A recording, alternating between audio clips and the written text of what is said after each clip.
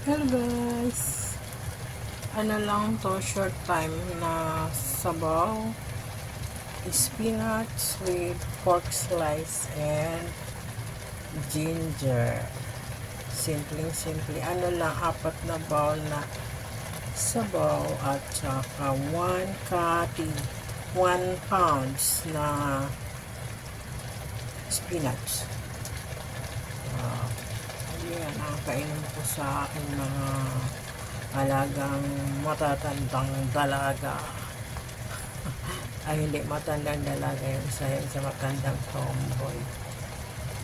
Ayun. Hindi kasi ako pwedeng mag long time soup dahil tag-init.